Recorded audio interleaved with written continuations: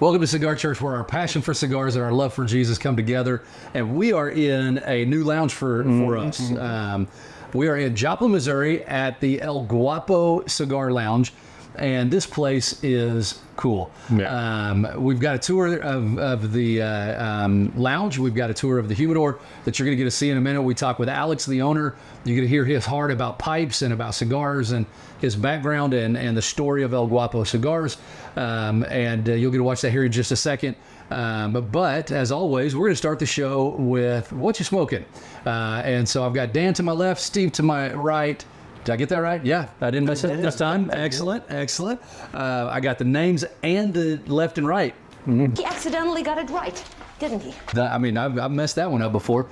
So must be the glasses. It must be the glasses. My allergies are killing me. Don't you make fun of my glasses. But allergies are killing me today. I couldn't wear my contacts. So let's start the show with What You Smoking. So Dan, go for it. I am smoking the Espinosa 601 La Bomba. It's all Nicaraguan.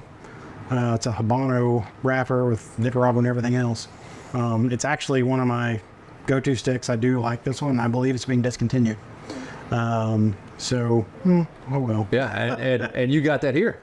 No, I did not get that one here. Yeah, I had this one. But they have it on the shelf down there. They do have it here in El Guapo. Yeah. I did pick up a couple. I picked up one of their house sticks, which you'll see shortly, and I picked up a couple of others. So yeah, good deal. He's got a great selection. Yeah, there, so. yeah. I mean, you'll see it. It's a little bit smaller of a humidor than a lot of places, but very well laid out. Very good selection.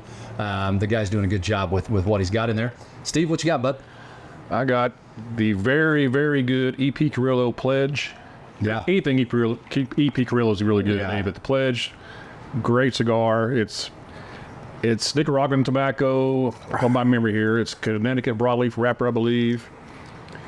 It had a 98 cigar rating a couple years ago, and it's that's well earned. Cigar. It's good, really good. Yeah. And once again, it's a cigar they got down here in the humidor. Do you see the thing here? The cigars that we love to smoke, he's got them here, and that makes it an awesome place for us to smoke. You know, just on a side note, I just had an idea for a nickname for him now. Oh, what do we got? Easy there, Nicky D. Easy there. What do we got? I'm thinking Stevie Carrillo. Because he's like every EP Carrillo that he's had. We're going to put that in the same category with Tickle the Bell. I don't know how I feel about that. That's not. I mean, that's clever. That's clever. You're there, man. But if you agree with that, comment below. Yeah, drop a comment. Thumbs up, thumbs down to Stevie Carrillo. Stevie Carrillo. Yeah. Okay. I'm thumbs down in it. You may like it. You thumbs up. We'll see. We'll see. So I'm smoking a cigar I picked up here, and this is I saw it on the shelf and I jumped on it and bought him out. So you're not going to be able to buy it here. This is the Cornelius and Anthony. He had 4 of them left. It's the Venganza. I have a hard time saying that every time. Cornelius and Anthony went out of business about 4 years ago, and it was one of my favorite cigars. Even on one of my travel humidors, I've got their sticker right there. And when they went out of business, it was a sad day in Clay Ashley world.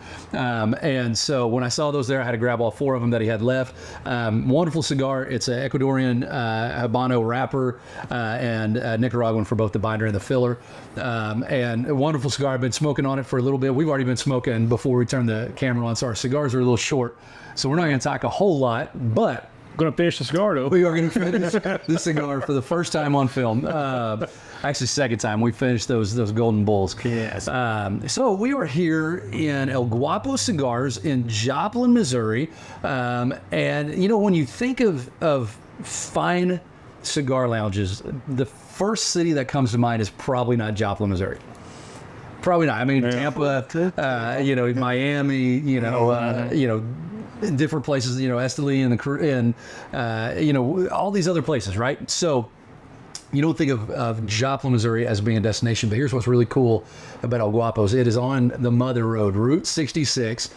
We've got some friends that own a cigar lounge on the Mother Road in Oklahoma City, Route 66. So you could do a Route 66 cigar tour if you wanted to, and drive Route 66. But this is the most unique lounge. I mean, you can tell by the environment we're in. It's a 2-story house right off the north side of Route 66, 7th Street in Joplin, Missouri. And each room has its own theme. It's an old house that they've left the character of the house. So each bedroom has a theme and a different seating area, a chess table or chessboards on every table in the house. But as we do the tour, hidden doors here and there. 2, maybe 3 hidden rooms. We're not going to show you those. I'm going to make sure that Alex doesn't show them off. Maybe we'll show one of them off. But that way you got to come here and You're hiding from your wife. Yeah. Got a place for you. Exactly. We can sneak you out. She can come and look for you. We'll never know that you were here. So really unique place. Alex has a love for antiques too, and so we'll be able to see a lot of that as we do the tour here. But that brings up a question that we've kind of talked about before. We've talked about the things we look for in a cigar lounge, and we've leaned more toward the people side. We've leaned towards the fellowship side of the cigar lounge. But what makes this place unique is not that they don't have fellowship. Every cigar lounge we've been in has good fellowship. But what makes this place unique is the decor, the layout, The amount of rooms. The amount of If you want some privacy, you can get it here. Yeah. If you want to come and have a meeting, you can go into one room. They've got kind of a conference room area. They've got the presidential room you'll see in a minute. You know, if you want to just meet with somebody one-on-one. Doors you can shut. We're in the gray room or the big room, and you got plenty of room here to meet with a number of guys.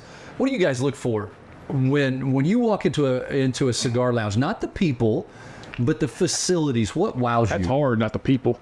I know, right? Because that's the draw. That's what we've talked about before. But the facilities, what's the attraction? I mean, for me, I would say humidor's number one.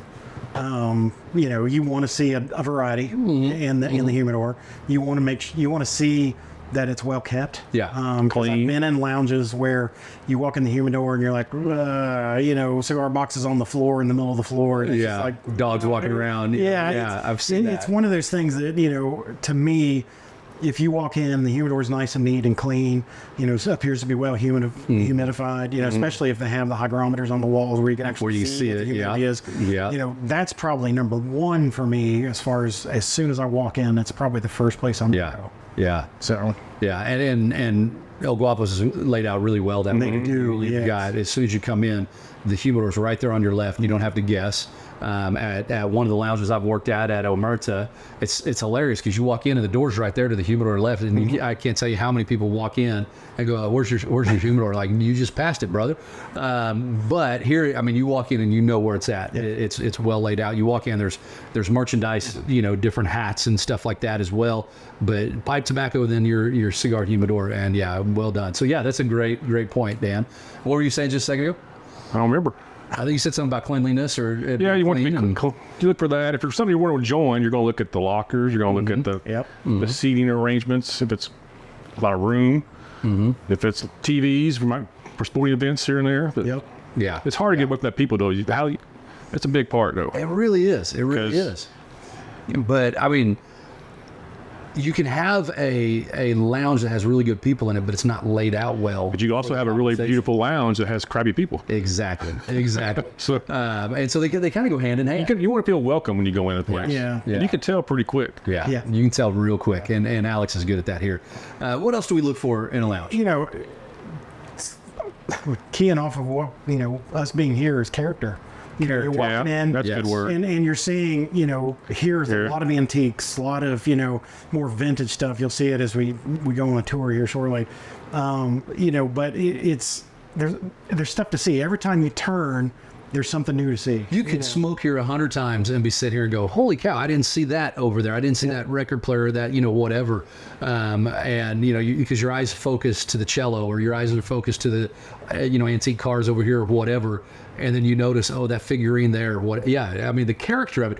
You could smoke in 100 cigar lounges, and you're never going to smoke in one like this. The only place to compare to this, the character, is the Grand Cathedral. They're different, totally different. This don't have a bar or anything. This has actually got more antiques in it. More rooms, but it's kind of the same. A little more intimate version of it. Yeah. But Grand Cathedral, you know, I think for Grand Cathedral, what it's got is the architecture. You know, I mean, it's just every room is just huge. You know, I mean, just these huge vaulted ceilings, and that, you know, you're looking at the stained glass windows, you're looking at the Fuente stained glass above the door, and I mean, there's just all this stuff that you see. And here you see the antiques everywhere. The antiques and I mean, and the architecture in a house like this is amazing because let's face it, they don't build them like they used to. Right. But you know, I mean, if you think about it, and I was thinking about this.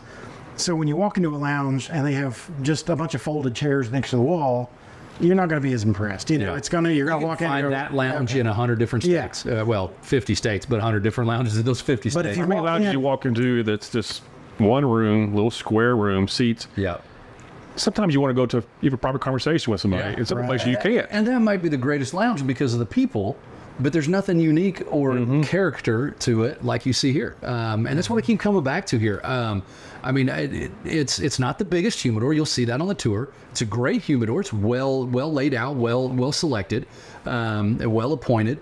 But what keeps bringing me back here, because I'm in Joplin about once or twice a year, is just the character and the friendliness of Alex and just, this is not your normal smoking spot. Years ago when I was coming to Joplin for a convention every year, there was a spot on Main Street that was a speakeasy. You had to know where it was, and you went through a phone booth on the wall off of Main Street, and then you went upstairs and you had all these private rooms and hidden rooms, and you had to go through a bookshelf to go to the poker room, and I get that same vibe here, and I love it. It's kind of those speakeasy days. It's kind of those back in the day when you kind of feel like, you know, there was some kind of shady political deal being made in that back room over there with it, you know, full of smoke, you know, that kind of thing. I could see that happening in a place like this, and that's not playing poker in the back room. Yeah, dogs playing poker. Yeah.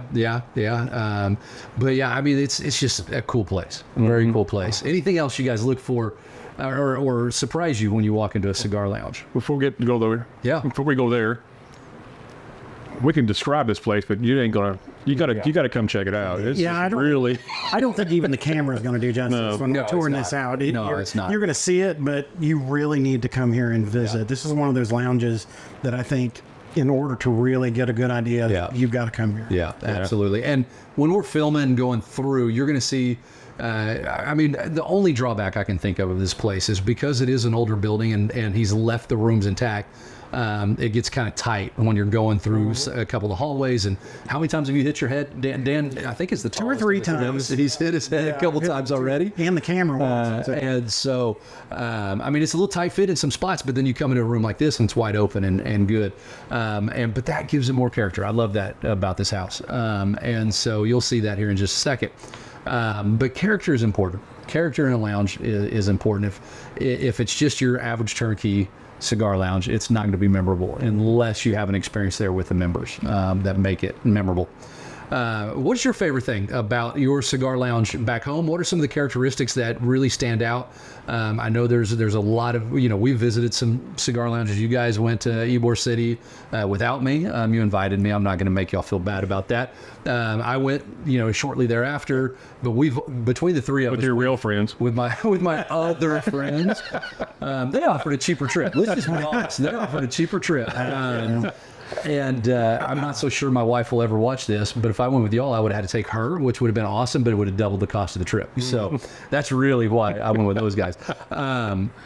But we've been in a lot of lounges, and unique lounges are rare.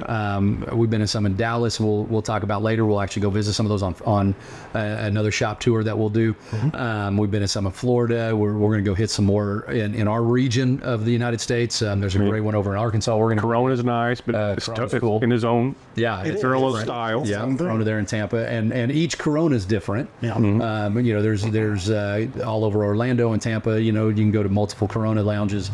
So, anyways, character is really important in a cigar lounge. So, let us know what character your cigar lounge has, and I tell you what, we'll make you a deal.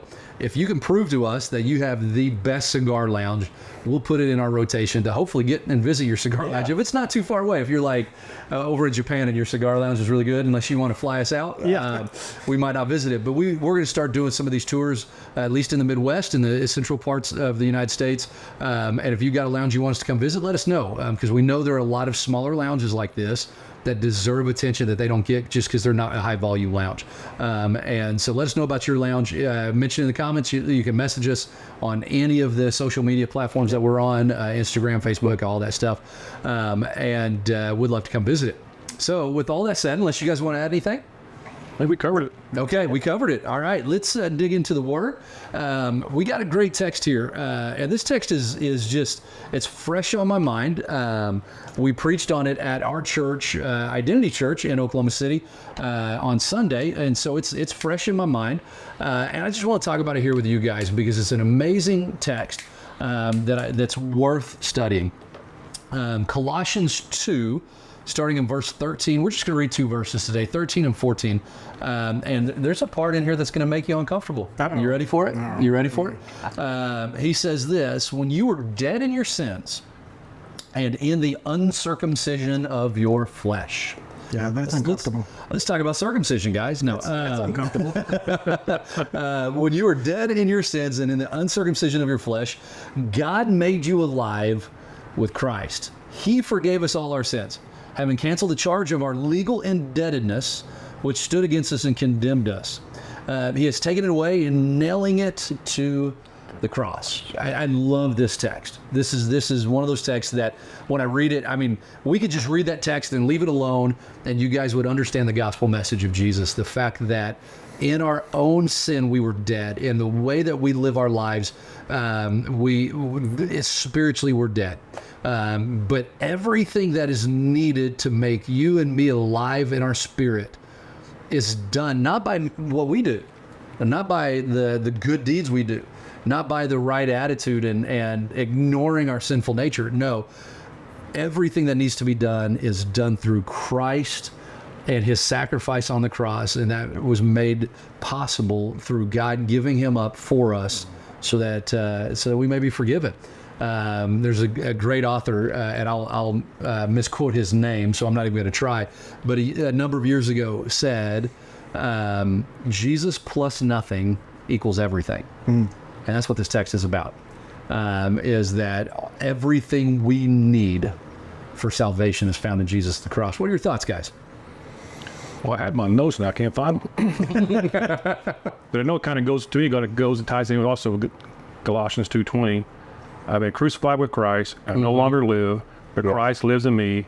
The life I live now in my body, I live by faith in the Son of God who loved me and gave himself for me. It kind of, it's worded kind of differently, but it kind of covers the same.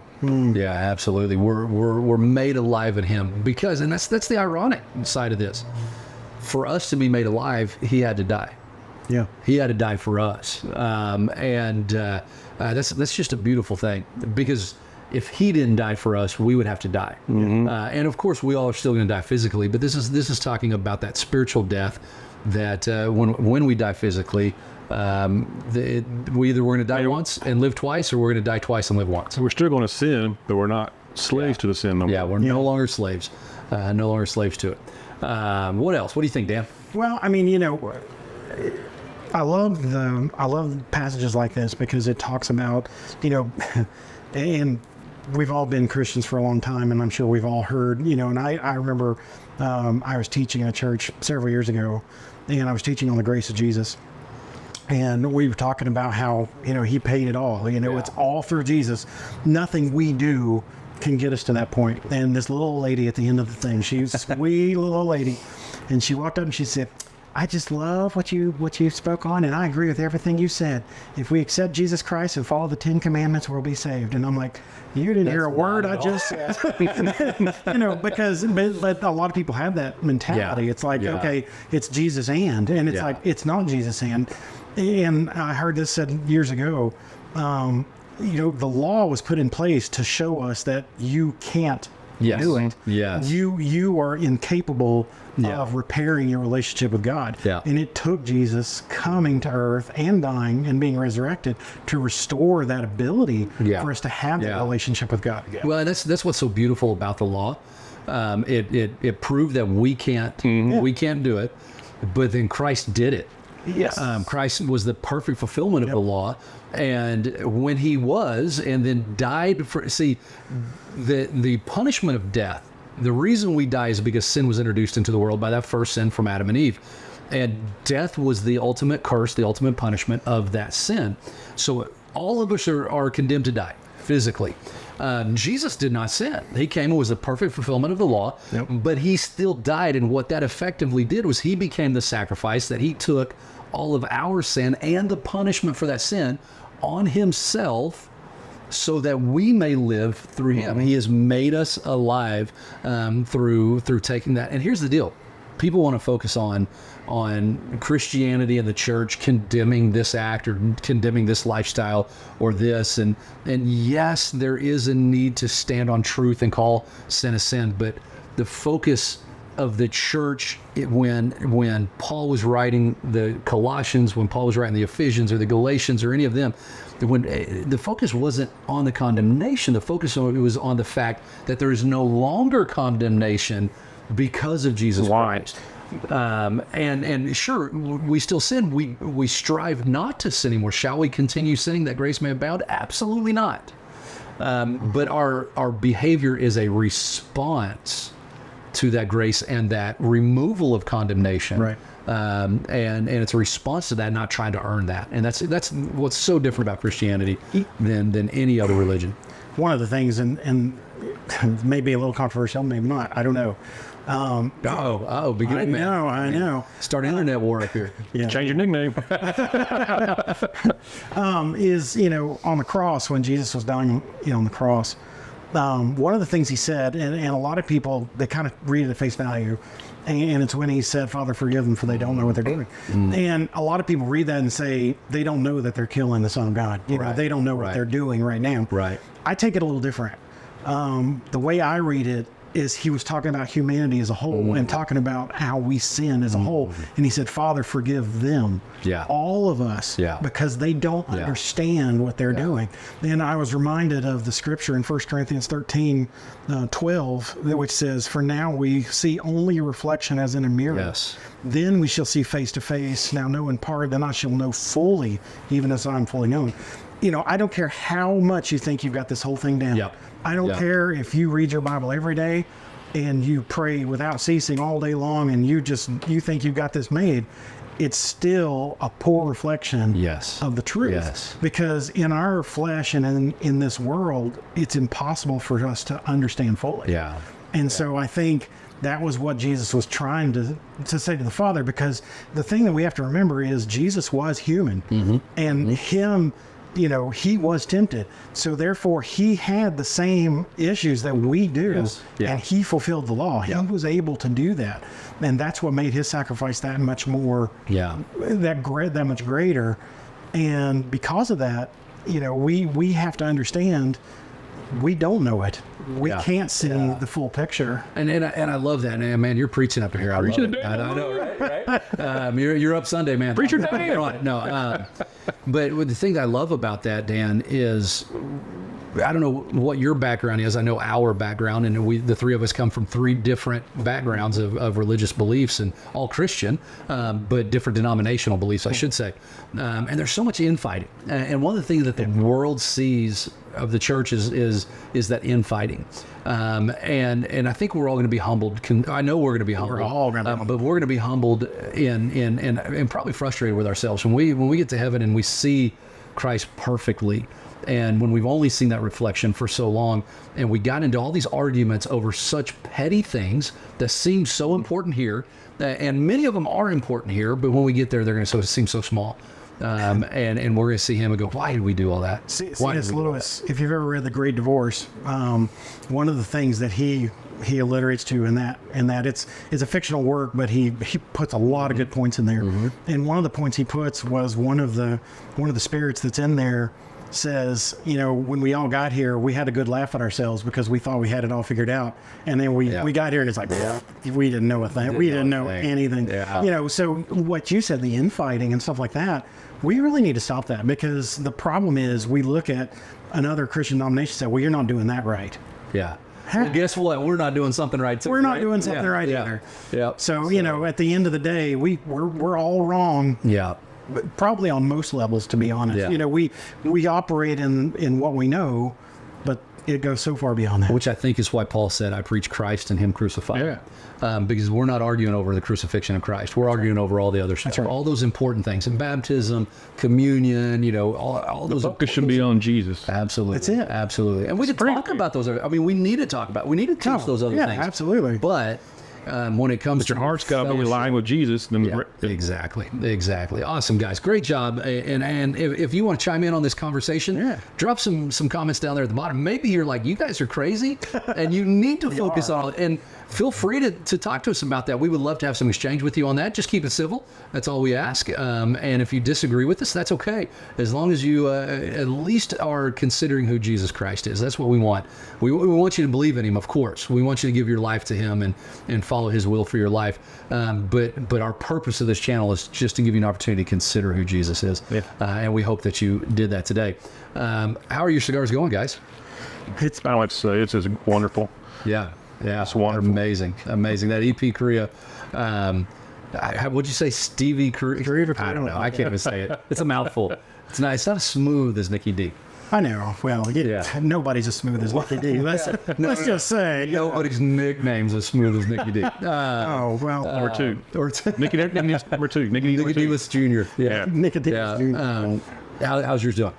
You know, the La Bomba. I mean, Espinosa, they know how to put a cigar together. Yeah. They're all good sticks. Yeah. Also another great brand. You know, it really is. And the La Bomba, you know, they've had several warheads that are kind of in the same lane, and they're just great sticks. Good deal. Good deal. Yeah. Well, you know, when I was researching the Cornelius and Anthony, I've smoked it a lot. I just didn't do the background on it, learn the background. It's actually grown and rolled at the Lozona factory, the Espinosa Lozona factory.